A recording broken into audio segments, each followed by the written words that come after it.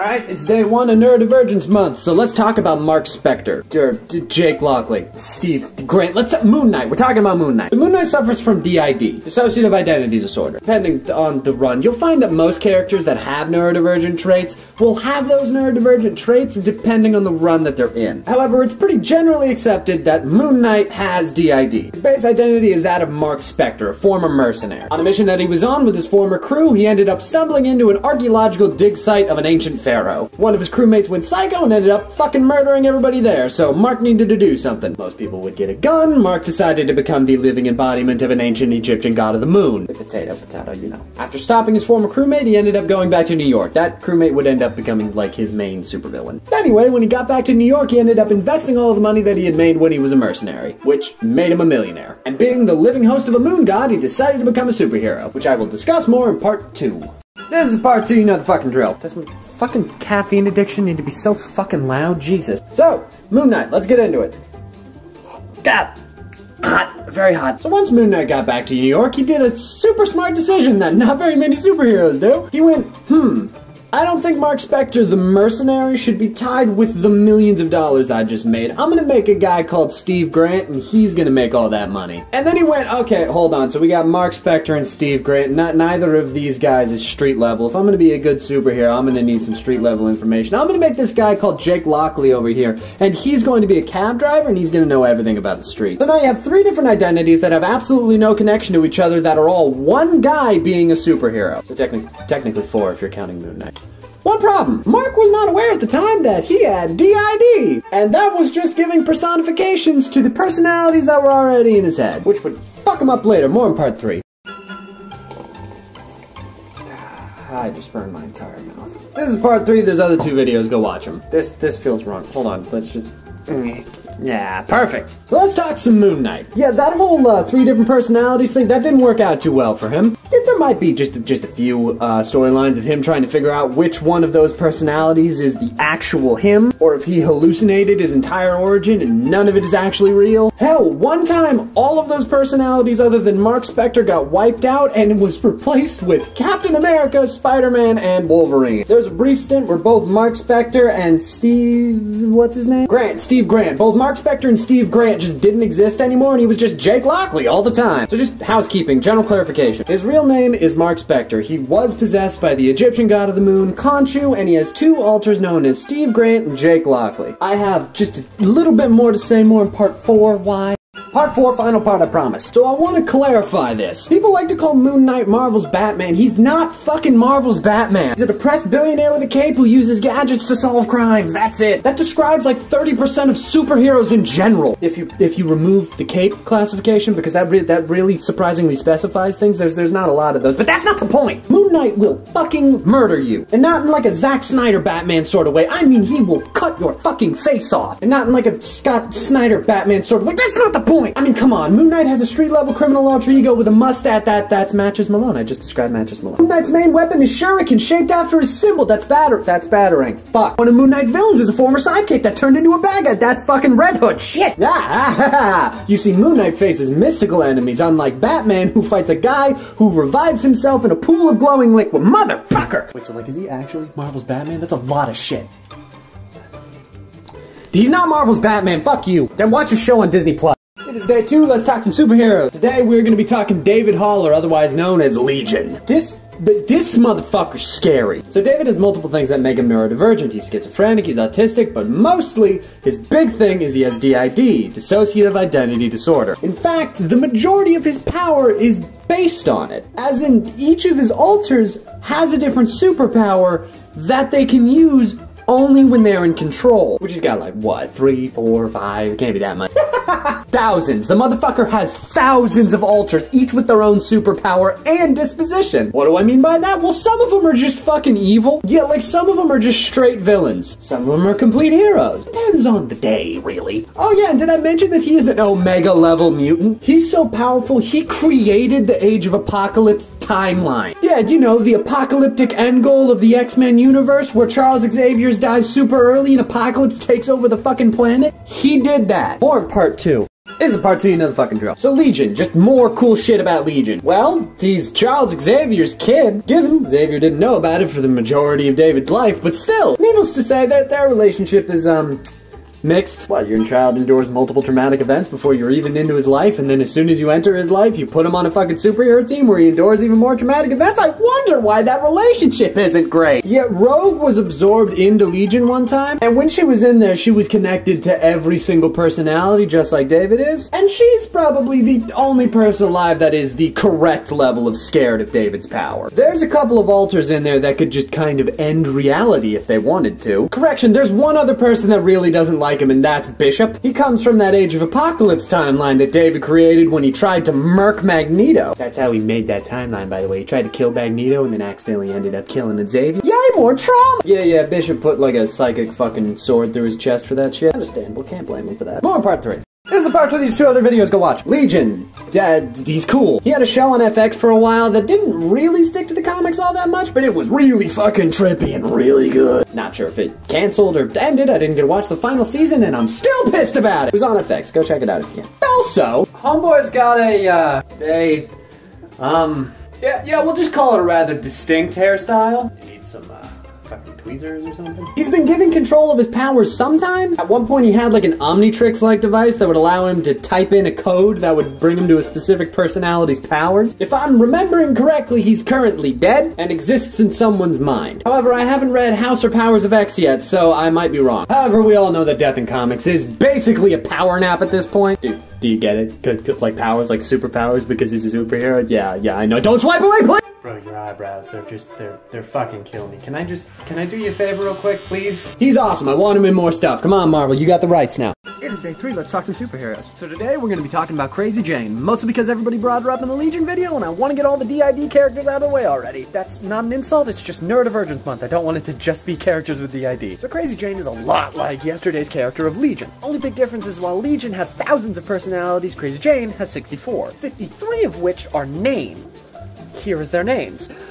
Crazy Jane, K5, Lives Radley, Daddy, Fuck Daddy, Driver Aid, Black Ants, Baby Doll, Scarlet Harlot, Baby Harlot, Penny Farthing, The Hangman's Beautiful Daughter, Rain Brain, Flip, Mama, Pentecost, Sun Daddy, Sex Bomb, Stigmata, Nolan, Lady Fagoo, Hammerhead, Spinning Jenny, Flaming Katie, Lady Purple, Mary Andrew, The Sin Eater, Jill and Arms, the Secretary, the Weird Sisters, the Engineer, Kit with Can't Stick, Jack Straw, the Point Man, Sylvia, Butterfly Baby, the Shapeless Children, Busy Lizzie Bard and Jean, Pepper's Coast, Driller Bill, Pretty Polly, the Snow Queen, the Signal Man, the Blood of the Lamb, Karen, Lady Purple, the Nun, Silver Tongue Bubble, and the Wall Crawler. Fuck yeah! I ordered myself with a jacket. It's fucking cold out here. And now that I'm done flexing, more in part 2. This is part 2, you know the fucking drill. I kindly request that you look over the fact that her name is Crazy Jane, if only because she's a really, really cool character, and I want to get into that. Yes, it is problematic that her name is Crazy Jane, because it equates having DID to being crazy with all of the social weight that carries. However, Crazy Jane is not her base personality. K5 is. Or more specifically, her original personality that she was born with is a woman by the name of K Chalice. K Chalice experienced a very traumatic event that I will not get into involving her father when she was 5. Hence, Daddy, fuck that guy, and the fact that she has personalities that spawn off of that. That is also why K's name in her own brain is K5. After that, the dominant personality in her brain was a woman by the name of Miranda, until Miranda also experienced a traumatic event involving a priest, which broke her psyche into 64 parts. She was also then instituted into a mental institution. However, it's a mental institution from a comic book, so of course there was experimentation. She got hit with a thing called a gene bomb. More in part 3. This is part 3, there's other 2 videos, go watch them. So much like Legion, every single one of Crazy Jane's alters has a different superpower. And while Legion's mind is basically a free-for-all of all of these personalities warring for supremacy, Crazy Jane's all work to protect Jane. They all operate out of a place called the Underground that operates a lot like a subway station. In fact, some personalities like Driver 9 only exist to make sure that subway station runs correctly. A very, very, very, very, very good adaptation of her is in the Doom Patrol show. They also corrected something that was a little bit weird in the comics in the show, where her and Robot Man have more of a father-daughter relationship than a loving relationship. Yeah, they're an item in the books. After seeing the show, it gets a little weird. And I'd also recommend checking out Grant Morrison's Doom Patrol run, because it's so fucking good. It's a lot like the show, but a lot more long form, and it's just so much fun. Anyway, while Crazy Jane's personalities don't really have fucking world-ending capabilities like Legion, she's still unbelievably powerful. Some of her alters have pyrokinesis, others can alter reality to a short extent. It's really awesome, and I'm glad she's getting the love she deserves. This is day 4, let's talk some superheroes. Today, we are going to be talking about Hank Pym. I'm gonna put this out here out front. I don't personally like Hank Pym. Very few people do. He's kind of written to be a dickhead. However, he has done some good, and he is a superhero, and he is neurodivergent. Hank Pym is both bipolar and schizophrenic. And just so we can get it out of the way in the front, let's talk about the abuse thing. This is your trigger warning. Apart from the Ultimate Universe, Hank Pym is no more of a wife beater than Spider-Man. The infamous panel in which Hank Pym hits the Wasp was not only a miscommunication from the writer to the artist and was not actually supposed to be in the book, but it has been explained away in canon as well. In the original script for the comic, it was supposed to be Hank Pym throwing up his arms in anger and accidentally hitting the Wasp. It was never supposed to be what was published. Spider-Man had a very similar moment in the Clone Saga, if not worse. Not excusing his actions, it's still a shitty fucking thing to do. But it has been explained, so this is the only time I'm gonna mention it in this series. More in part 2. This is part 2, you know the fucking drill. So, Hank Pym. The biggest thing that Hank Pym is known for in the comics is discovering the Pym particle. It's a particle that allows you to condense and expand mass. Basically, you can make shit that's big, small, and small, big. One thing that most people don't know, though. The Pym particle itself is not the thing growing and expanding thing. It's the serum made using the Pym particles. There is a specific serum for making things smaller and making things bigger. That is why when things are shrunk, they don't lose any of their strength, but they do lose their weight. And why when things are grown, they gain strength and weight. The formulas are different, they do different things. Hank Pym is also the inventor of the first true AI in Marvel Comics. That being Ultron, which he did a little bit too good of a job on because Ultron then immediately hypnotized him to forget that he ever even fucking made him. And then later he merged with Ant-Man to become one being. I'm getting ahead of myself. Hank went from being a nobody scientist in his early run to being scientist supreme. There's more, come back for part 3.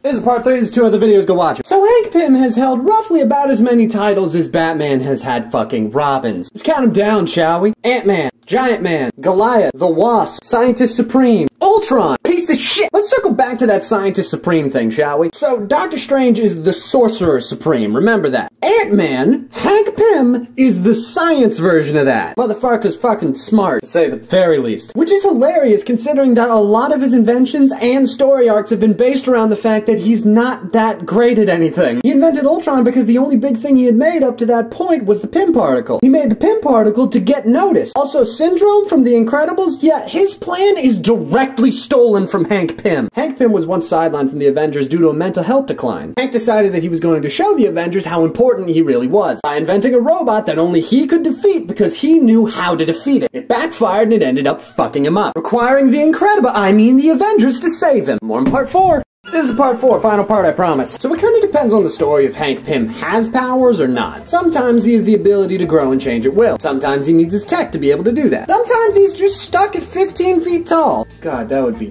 fucking impossible to do your science job if you were that fucking tall. It'd be like Shaq holding a water bottle times 2. Hank Pym also varies in terms of if he's on the Avengers or not. Sometimes he's on call, sometimes he's put together his own super team, sometimes he's a full member. He was actually one of the founding members of the Avengers. But he's kind of on and off, depending on the day. I also forgot to mention Yellow Jacket in his list of titles, which is a very important role for him. When him and the Wasp got married, it was actually when he was in his Yellow Jacket persona. Which, yeah, the Yellow Jacket is its own persona. It's when he first discovered that he had schizophrenia.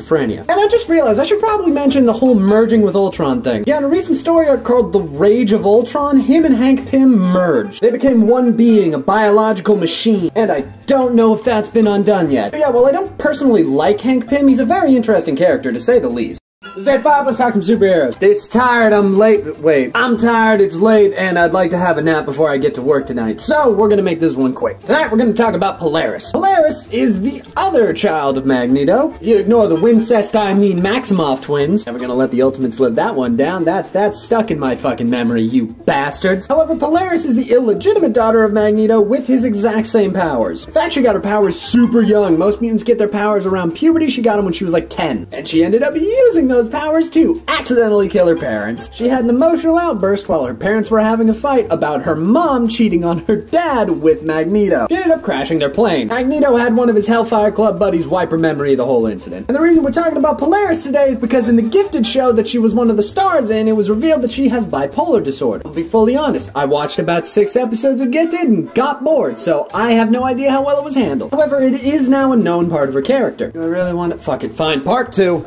This is part 2, you know the fucking drill. So, Polaris, yeah. Polaris has kind of gray morality. She sympathizes with Magneto and with what he's doing. However, she thinks that his ways have kind of alienated their relationship. And on top of that, she works with the X-Men a lot more than she works with Magneto. Given that Magneto works with the X-Men a lot too, but yet whatever. She was also almost married to Cyclops' brother Havoc once. He left her on the altar. It got bad. She damn near killed the fucker. Wouldn't blame her. Shitty thing to do. Whatever. A big question that comes up a lot is if Polaris is stronger or if Magneto is stronger, seeing as they have basically the same powers. Which the simple answer is, we don't fucking know. They don't really directly fight ever, at least not to like a standstill point. But Magneto is a scary motherfucker, so my bet's probably on him. Plus, he's been using the powers a little longer. But that's not to downplay Polaris. If you're even remotely close to the level of power that Magneto is, you are already god tier. Yeah, Polaris is a really badass character that doesn't get the love she deserves. In fact, it was really hard finding anything about her for this video. Marvel, come on, put her in more stuff. She's an interesting character.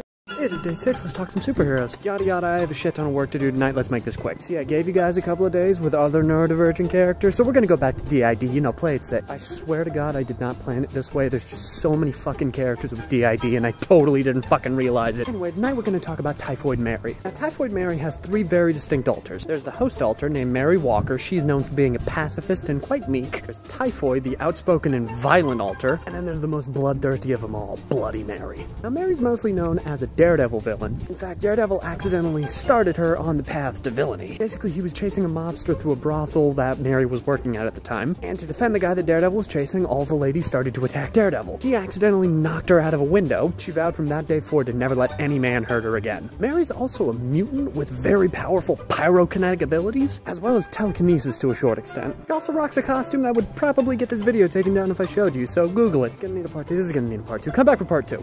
This is part 2, you know the fucking drill. Well, I'm gonna go over some shit about Typhoid Mary, because she's got some weird fucking history. She was in a relationship with the Kingpin for a while, which is just, God, man's built like a double-wide sumo wrestler and has the consistency of a cinder block. I don't even want to think about what that would be like. Also, in the storyline that she was introduced as Typhoid fighting Daredevil, she was also introduced as Mary Walker dating Daredevil. It's damn near the only character you'd be able to pull that with, because he cannot see that both alters are in the same body. She also weirdly became friends with Mary Jane Watson for a while. Also, in that storyline, Bloody Mary ended up going on a killing spree where she killed any man who had even remotely committed domestic abuse. I mean, fucking you go, girl. I ain't gonna fucking stop you. Also, her fire ability allows her to light anything on fire just as long as she can see it, which is just fucking terrifying, especially when she's primarily a Daredevil villain who cannot see that she's about to light his ass on fire. She was apparently in Iron Fist Season 2, which I only learned through Google because I didn't fucking watch that show. She's cool, go check her out.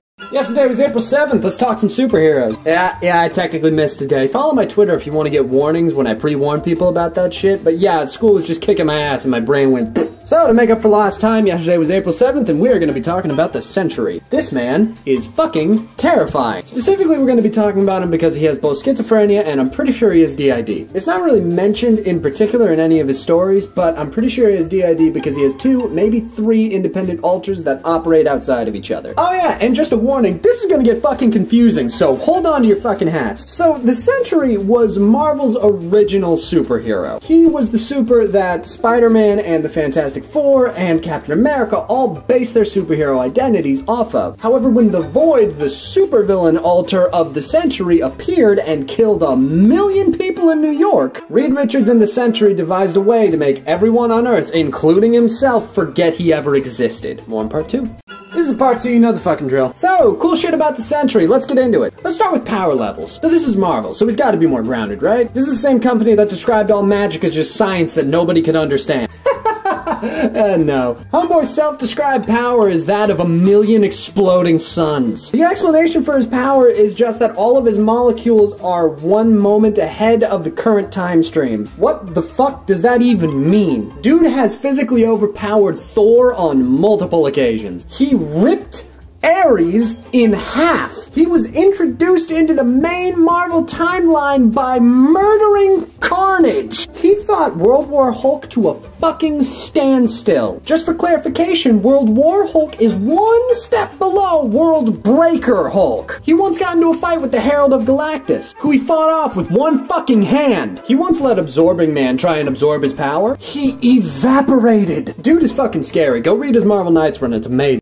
Alright, today, let's talk some superheroes. Actually, today, you know what? Let's talk supervillain. I want to talk about the Riddler, who qualifies for our list today because he suffers from pretty obvious OCD. So, a lot of people, me included, make fun of the Riddler. It's an admittedly pretty fucking silly concept. But the dude's not as big of a joke as you think he is. Okay, yeah, his origin's still pretty silly. Basically, he was a dude who got bored of his normal day job and decided to start robbing people, but there was no flair in just being a petty criminal, so he became a supervillain. And before that, he already had an obsession with puzzles and riddles and sleight of hand, so the Riddler was born. Honestly, I think the Riddler's one of the few instances that I think that Gotham actually improved the origin of the character. I also think in that show he's implied to be schizophrenic. The New 52, and I can't believe I'm about to say this, actually improved him a little bit. In the New 52, he's the first real supervillain that Batman fights, and he successfully takes over all of Gotham on his own. Given they gave him just fucking weird sideburns, but still, when I'm complimenting the New 52, I have shit to say. I have more to say about Riddler, more in part 2. This is part 2, you know the fucking drill. So the Riddler,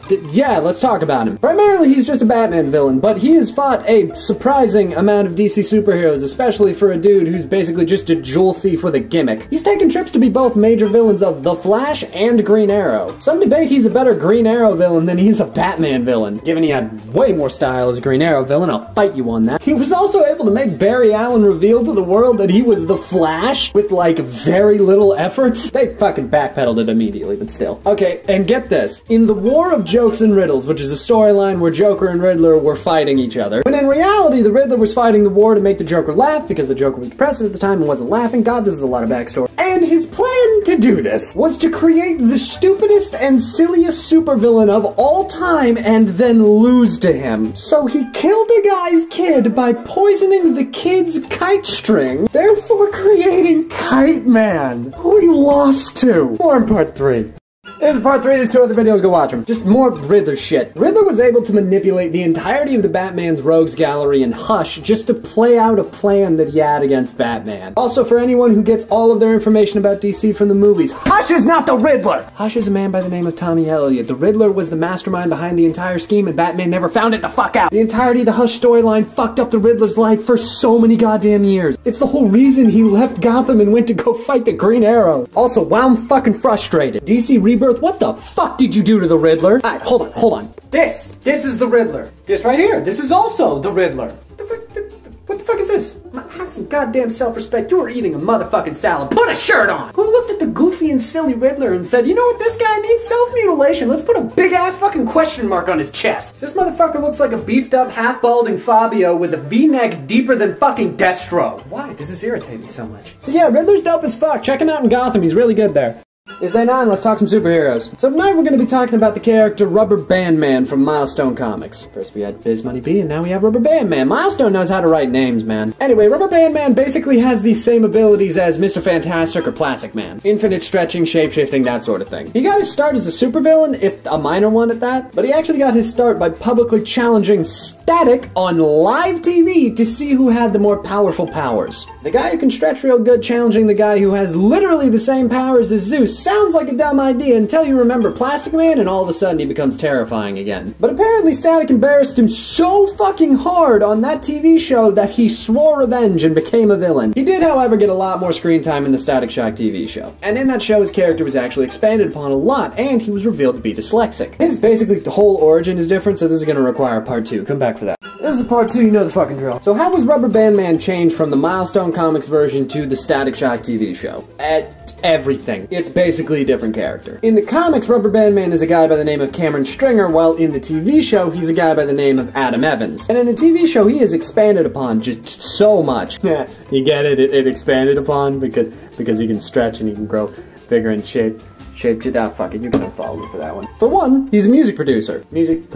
Creator. He makes music. And that actually influences a lot of his actions within the show. Hell, his first act as a supervillain is going after a music producer who stole his fucking music. He also starts as more of an anti-hero and transitions to being Static's ally in the show. And like most social issues in the show, they actually address the fact that he has dyslexia, and they cover it rather well, I would think. Researching this just makes me want to have more Milestone, man. Moat the shit out of that stuff, DC. It's so cool. Can't wait for that Static Shock movie, man. I want my Dakotaverse now. It is the 11th, let's talk some superheroes. So yeah, school was kicking my ass yesterday, and it made me end up missing a day. Originally, I was planning on doing 2 superheroes today, but then school decided to kick my ass even more. So I apologize, but I'm gonna have to just do one really big character today. But to make up for the fact that I'm only doing one character, I'm gonna do a character with just so much fucking history. Today we're gonna be talking about Rosethorn, otherwise known as Rosethorn. Now Rose, gasp, has DID. However, unlike almost every single other comic character we've talked about that has DID, she actually has one alter. And this is consistent throughout her entire history. You see, Rosethorn is one of those characters whose origin is completely different depending on what age of comics you're in. However, there's always certain things that are always the same. There's the 2 alters, Rose and Thorn. There's the fact that Rose is soft and pacifistic, while Thorn is usually hard as nails and will fuck you up. And if I'm remembering correctly, her dad's dead. Almost everything else is up for debate. And we will cover her surprisingly complex history, beginning in part 2. This is part 2, you know the fucking drill. We have just so much to get into, so let's get the fuck into it. Rosethorn was originally a Flash villain. What, this fucking guy? That's not that old, right? No, not that one. This fucking guy. Yeah, Rosethorn is a character from the Golden Age. So you know we're going to get a lot of really understanding and progressive mental health takes from a comic that was written in the fucking 50s. Anyways, as a child, Rosethorn blamed all of her misdeeds on her imaginary friend, Thorn, who she believed existed so fucking much that she ended up developing DID. I'm not an expert, I don't think that's how that works. Please tell me if that's how that works in the comments. Anyways, going into adulthood, Thorn became a straight-up supervillain. And Rose would not admit that Thorn even existed within her. She would call Thorn her sister. Anyways, the Green Lantern at the time, nope, not that one, there you go, ended up discovering Rose's DID and ended up handing her off to Wonder Woman to cure her of her alter. That's a fucking yikes, which seemed to be successful. Even more of a yikes seemed. We're not done with her, more in part 3. This is part 3, there's 2 other videos, go watch them. So we have Rosethorn, a character who was just cured of her DID. She leaves Themyscira, by the way she was on Themyscira, that's where Wonder Woman did all this shit. She leaves Themyscira to come back into the world with the rest of us, where she runs into the Green Lantern again.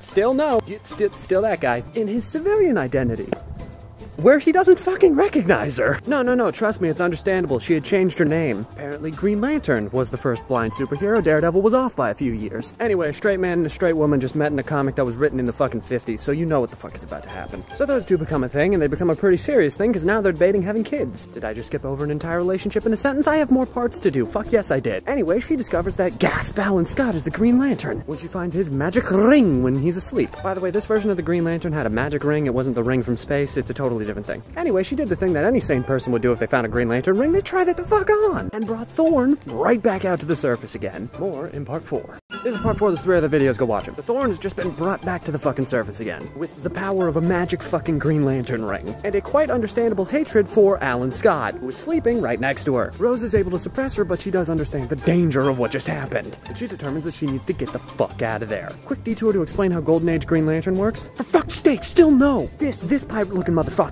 So Golden Age Green Lantern worked on a magical green flame, hence why his weakness is wood. You would think it would fuel it, but no. Anyway, like I said, magical green flame, it works on green fire. It is an actual lantern that works on green fire. Remember the fire. Yeah, Rose decides to destroy the ring by throwing it into a fire. So their cabin explodes. Alan barely escapes and Rose is presumed dead. She is not. She does, however, have her 2 kids with Alan Scott, and then abandons them. They become Jade and Obsidian respectively. They're actually pretty big characters before the New 52. Then Thorn goes right back to being a supervillain again, until she died. Yeah, she got murk fighting the Suicide Squad.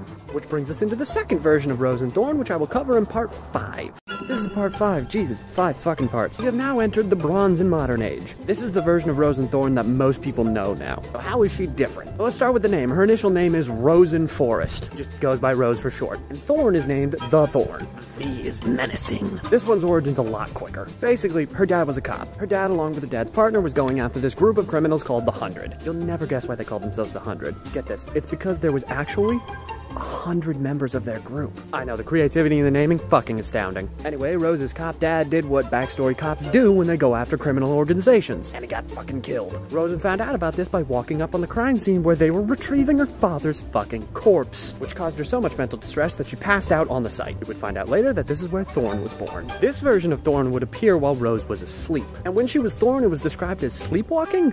Don't think that's how that works, DC, but okay. And the main difference is that Thorn is more of an anti-hero here, mercilessly going after the 100 while Rose lives her life. Somehow there's more. Part Part 6, hopefully the final part. That version of Rosethorn stuck around all the way until the New 52. And in the New 52, they actually got their own series. This one's backstory is basically the same, save for a few details. 1, she's 15 now. 2, both of her parents are dead. And 3, her name was switched back to Rose Canton, which apparently her name is Rose Canton, and I've just been saying Rose Cawthorn this entire time. Oh yeah, and one last thing. This version of Thorn is brutal as fuck. Like carving words into people's chests to get them to talk sorta brutal. And on top of that, instead of Thorn's one and only personality trait being, I'm gonna go and find those fuckers, this version of Thorn basically sets up her own life. Separate social media accounts, different interactions with people that they know, that sort of thing. Given her primary motivator is still, I'm gonna go and find those fuckers, but she's actually situated as her own person and actually has kind of an antagonistic relationship with Rose. Given they're both working towards the same goal, but at the same time, they don't particularly like each other. After their solo series, they basically disappeared. They haven't really been touched in DC Rebirth at all.